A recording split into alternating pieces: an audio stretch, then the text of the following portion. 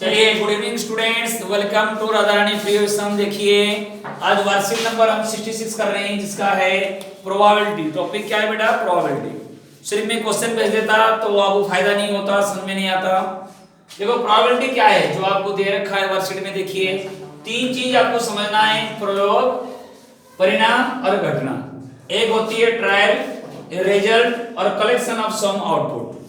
मैं अगर एक सिक्के उछालता हूं, एक सिक्का मैंने उछाल दिया, ये मेरा घटना हुआ, ये मैंने ट्राई किया। इसमें सिक्के उछालने में मेरा हेड और टेल दोनों आ सकता है, तो ये मेरा परिणाम हुआ। क्या हो गया? परिणाम। उनमें से मैं कलेक्शन करूंगा, मुझे हेड लेना है, वो मेरा हो गया घटना, collection of some of the output, event हो गया। इसका मतलब क्या है? इवेंट। तो ये जो घटना है ये मेरा हो गया इवेंट। ये चीजें हैं। कहने मतलब क्या होती है ना, जो मैंने सिक्का उछाला वो मैंने प्रयोग किया, उछाला, उसमें क्या आ सकता है? परिणाम क्या आएगा? हेड और टेल आ सकता है। और इवेंट क्या होगा? जो आउटपुट मेरा आया, हेड और टेल। तो एक बात आपको ध्यान देना है, प्रोबेबिलिटी का फॉर्मूला क्या होता है? प्रोबेबिलिटी का फॉर्मूला क्या होती है? अनुकूल परिणामों की संख्या बटे में कुल परिणामों की संख्या, और दूसरा क्या है? नंबर ऑफ फेवरेबल आउटकम्स और divided by total number of outcomes. Total number में बहुत सारे एग्जांपल आपको दे दूंगा कि इवेंट कैसे फाइंड आउट करते हैं, वो आप देख सकते हो।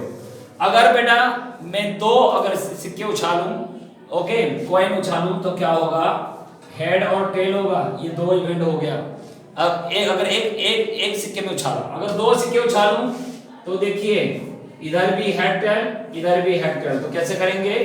हेड को हेड के साथ हेड करो, हेड, फिर हेड टेल, फिर आपको टेल हेड, और फिर आपको टेल टेल, ऐसे आपको होगा। अगर मैं अगर सिक्के उछाला तो क्या आउटकम क्या होगा? आउटकम्स जो होती है वो क्या आएगा ना, कलेक्शन ऑफ आउटकम्स, ऐसे आ सकता है।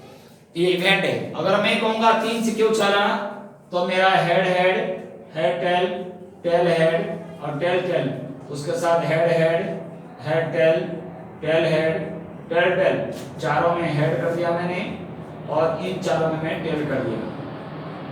ऐसे आपका एक आउटकम्स आएगा, इसमें 4 आएगा, इसमें 2 आएगा।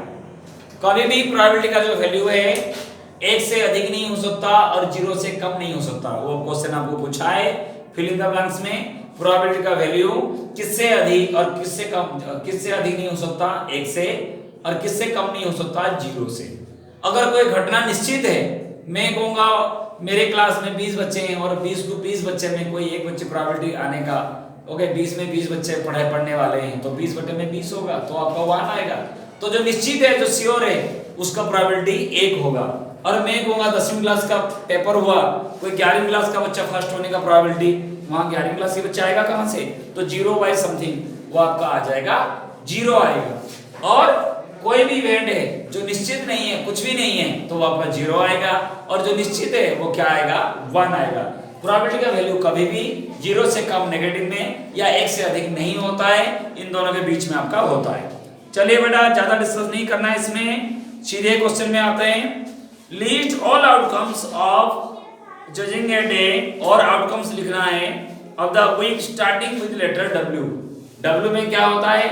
W में होने वाले ना, मंडे तो होगा नहीं, ट्यूसडे नहीं होता, वेडनेसडे होगा, तो वेडनेसडे लिखोगे आप।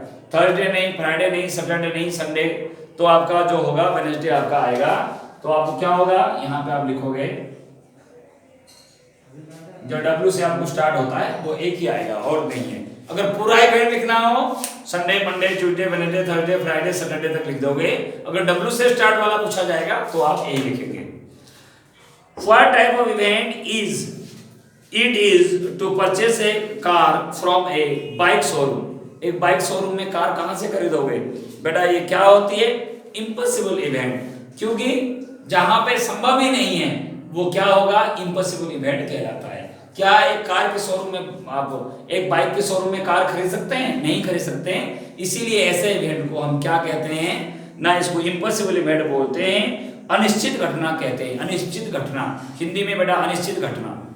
Number 3, Ravi and Deepak are playing a game, एक गेम खेल रहे हैं, तो दोनों खेल रहे हैं, तो बेटा दोनों का प्रोबेबिलिटी का जोड़ 1 होना चाहिए। लेकिन दीपक विनिंग का जो गेम है 7/8, तो बताओ रवि का बताओ। तो दीपक का विनिंग का देखो ये तीसरा पार्ट है, ये मुझे तीसरा है, तो रवि दीपक का क्या दे रखा है, दीपक का जो विनिंग का जो है, दीपक के लिए प्रोबेबिलिटी कितना है बेटा, वो आपको दे रखा है 7/9। तो रवि के लिए क्या होगा ना, 1 में से माइनस कर देना 7/9, तो ये 9 2/9, तो रवि के लिए क्या होगा 2/9। दोनों में से कोई एक जीतेगा कि दोनों को जोड़ने पर 1 होती है, तो मुझे 1 में से 7/9 माइनस करूंगा 2/9, तो आंसर क्या होगा 2/9। This will be the probability.